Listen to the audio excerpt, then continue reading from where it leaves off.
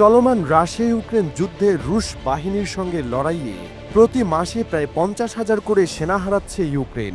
গত 6 মাস ধরে এমন ঘটছে বলে গত মাসের শেষের দিকে এক বিবৃতিতে জানিয়েছে রাশিয়ার প্রতিরক্ষা মন্ত্রণালয়। কিয়েভের এমন দুরবস্থা দেখে ইউক্রেনের মাটিতে যুক্তরাষ্ট্রের নেতৃত্বাধীন সামরিক জোট ন্যাটোর সেনাদের পাঠানোর সিদ্ধান্ত নেওয়া হয়েছে। কিন্তু ব্যাপারটি মেনে নিতে নারাজ ট্রাম্প মিত্র পুতিনের দেশ রাশিয়া। জানা গেছে, ইউক্রেনে ন্যাটোর সেনাদের উপস্থিতি কোনো অবস্থাতেই রাশিয়া মেনে নেবে না বলে সাফ জানিয়ে দিয়েছে রুশ পররাষ্ট্রমন্ত্রী সের্গেই লাভরভ। ইউক্রেন যুদ্ধ নিয়ে যুক্তরাষ্ট্রের সঙ্গে আলোচনার পর একথা জানিয়েছেন তিনি। 19 ফেব্রুয়ারি বুধবার এক প্রতিবেদনে এই তথ্য জানিয়েছে ব্রিটিশ সংবাদ মাধ্যম বিবিসি।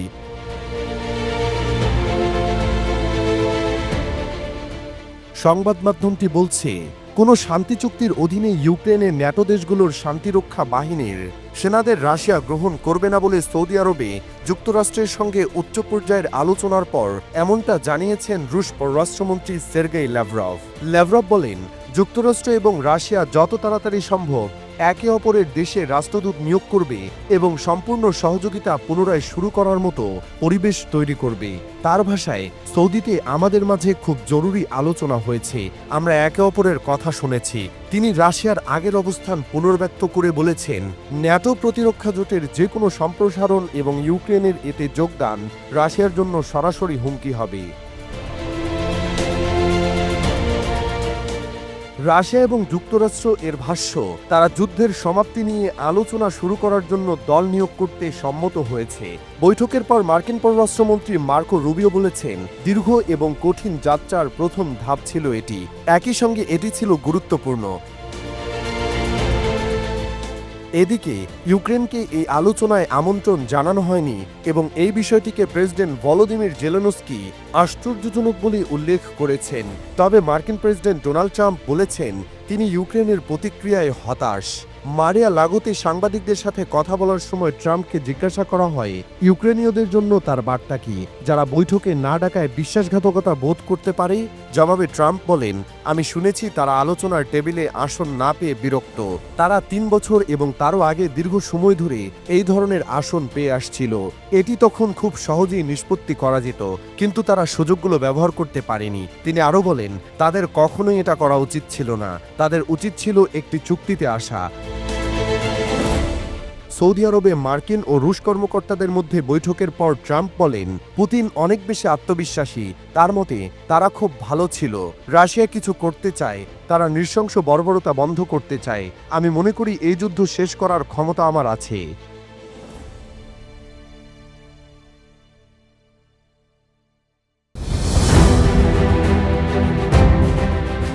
ইসরায়েলের প্রধানমন্ত্রী বেনিয়ামিন নেতানিয়াহু বলেছেন, ফিলিস্তিনের গাজা উপত্যকা খালি করে নিয়ন্ত্রণ নিতে এবং ফিলিস্তিনিদের বাস্তুচ্যুত করতে মার্কিন প্রেসিডেন্ট ডোনাল্ড ট্রাম্পের পরিকল্পনা নিয়ে ইসরায়েল প্রতিশ্রুতিবদ্ধ।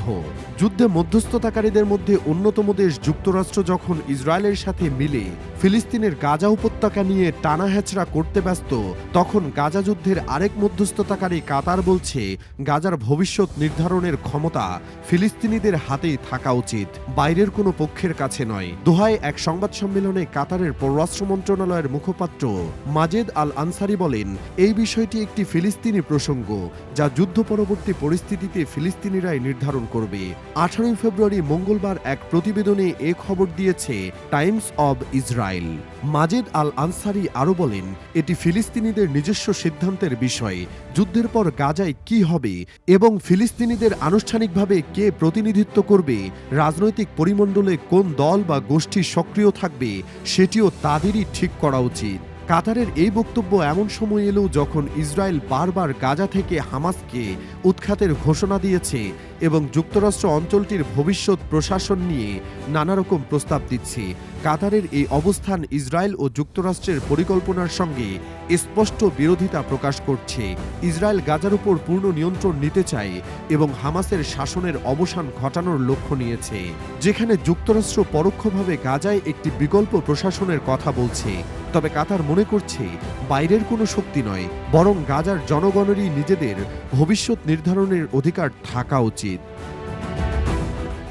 বিশ্লেষকরা বলছেন, কাতারের এই বক্তব্য ফিলিস্তিনের রাজনৈতিক ভবিষ্যৎ নিয়ে একটি বড় কূটনৈতিক বিতর্ক উস্কে দিতে পারে। মধ্যপ্রাচ্যের অন্যান্য শক্তিগুলো, বিশেষ করে মিশর, তুরস্ক ও ইরান এই ইস্যুতে কী অবস্থান নেয় তা যুদ্ধ পরবর্তী গাজার রাজনৈতিক কাঠামো নির্ধারণে গুরুত্বপূর্ণ ভূমিকা রাখবে। এদিকে ট্রাম্পের পরিকল্পনাসমূহ পুরোপুরি বাস্তবায়ন না হলেও তার বক্তব্যে একসময় অসম্ভব বলে বিবেচিত একটি অবাস্তব চিন্তাধারা নিয়ে আলোচনা শুরু হয়েছে। এটি নেতানিয়াহুর বড় পাওয়া। বিশ্লেষকদের মতে ট্রাম্পের এই বক্তব্যের সুদূরপ্রসারী প্রভাব রয়েছে, কারণ তিনি যুক্তরাষ্ট্রের প্রেসিডেন্ট এবং তর্কসাপেক্ষে বিশ্বের সবচেয়ে শক্তিশালী মানুষ। তার যে কোনো বক্তব্য সারা বিশ্বের মানুষ গুরুত্ব সহকারে নেয়। গাজার বাসিন্দাদের জর্ডান ও মিশরে সরিয়ে নেওয়ার যে ঘোষণা ট্রাম্প দিয়েছিলেন তাতেই মধ্যপ্রাচ্যে অস্থিরতা দেখা দিয়েছে। প্রায় প্রতিটি আরব রাষ্ট্র বিব্রতকর পরিস্থিতিতে পড়েছে। বিষয়টা এমন হয়ে দাঁড়িয়েছে, ট্রাম্পের অনুরোধ তারা রাখতেও পারছে না, আবার একেবারে ফেলেও দিতে পারছে না। এই পরিস্থিতিতে ইতোমধ্যে ভঙ্গুর হিসেবে বিবেচিত গাজার যুদ্ধবিরতি পুরোপুরি ভেস্তে যেতে পারে বলে আশঙ্কা করা হচ্ছে।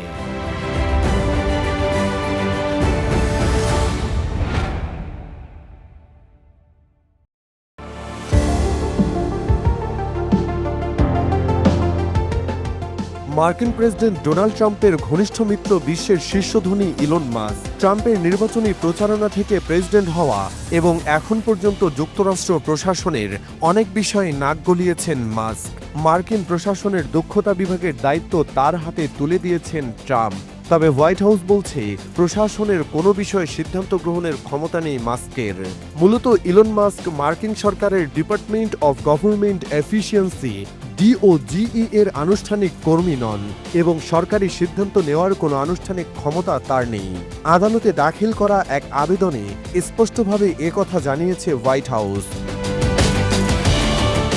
গত নভেম্বর মাসে ট্রাম্প ঘোষণা করেছিলেন মহান Elon Musk department of government efficiency পরিচালনা করবেন।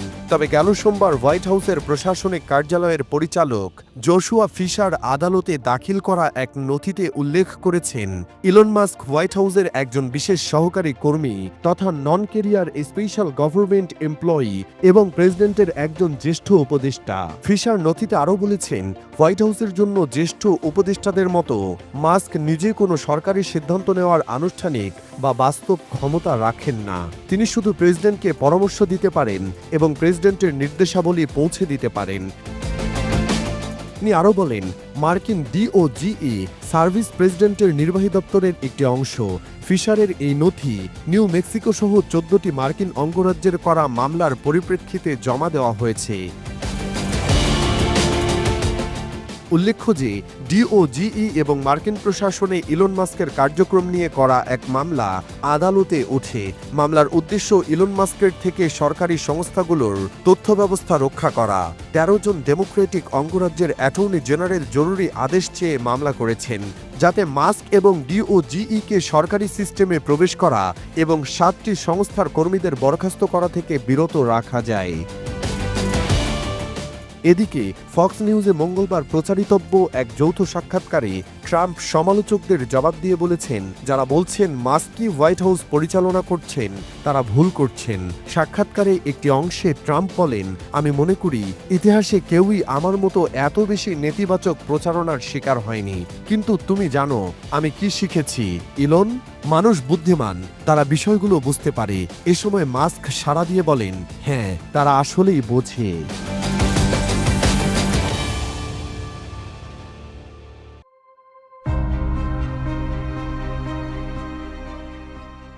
রাষ্ট্রীয় পর্যায়ে যে কোনো দেশেরই ছোটখাটো পরিবর্তন আনয়নের ক্ষেত্রেও সরকারকে বিভিন্ন ধরনের সমস্যার সম্মুখীন হতে হয়, আর রাজধানী স্থানান্তরের মতো বিষয় বেশ জটিল ও সময় সাপেক্ষ বটে।